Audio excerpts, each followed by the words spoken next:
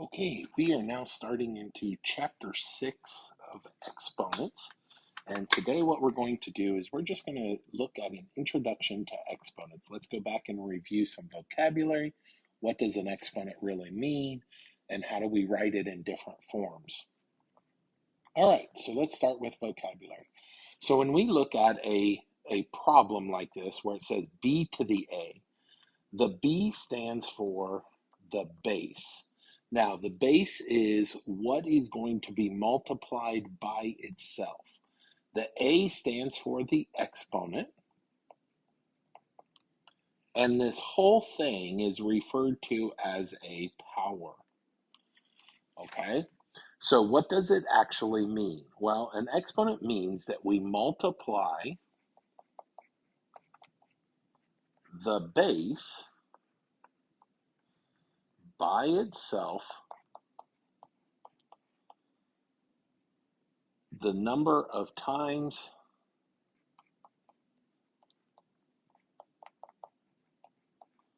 and that is the exponent number. Okay, so for example, 3 to the 4th really means 3 times 3 times 3 times 3. And then at that point, you could work it out and you go 3 times 3 is 9, times 3 is 27, times 3 is 81. But this is actually the definition of what the exponent really means. 3 to the 4th means the base of 3 times itself 4 times. Okay? Now, knowing what is the base or not the base is very important, and we'll address that a little bit later. We have two different forms that we write these in. The first one is called exponential form. Exponential form is when we write the expression using exponents. So what we simply do is we take the thing that is being multiplied to itself, that is the base. So then I count 1, 2, 3, 4, 5.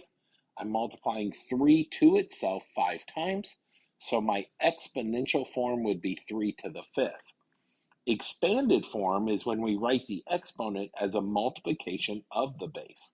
So here we look, we have a base of 5 to the 4th power, which means that we're going to take the base of 5, multiply to itself 4 times.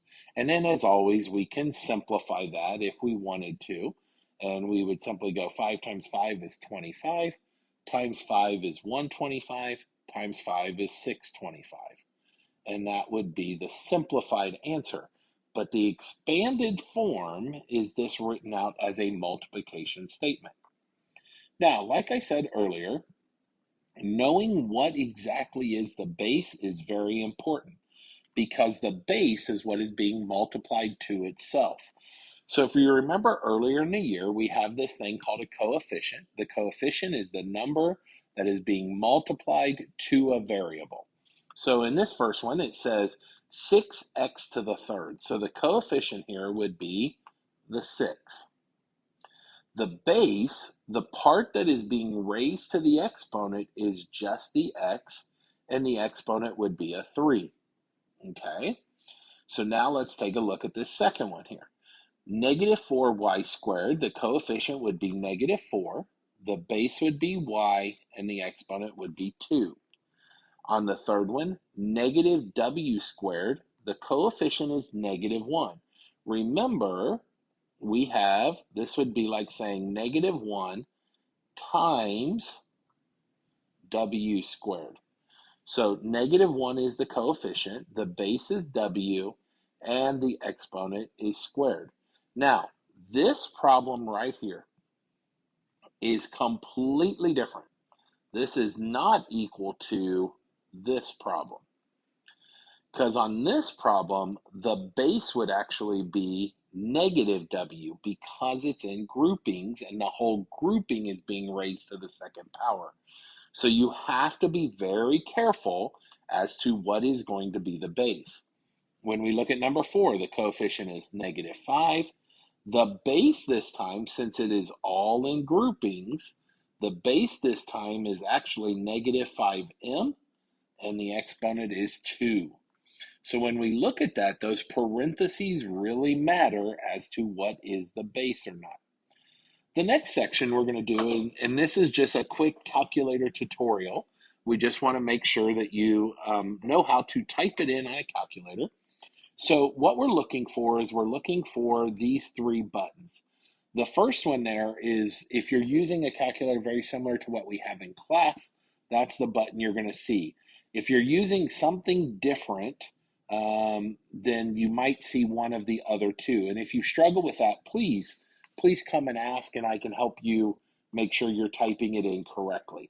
Now, you do need to, when typing into a calculator, you do need to type it exactly how it appears, with parentheses or without, because like we just said on the last slide, the parentheses definitely matter here. So what we're going to do is we're going to start off with 5 to the third power.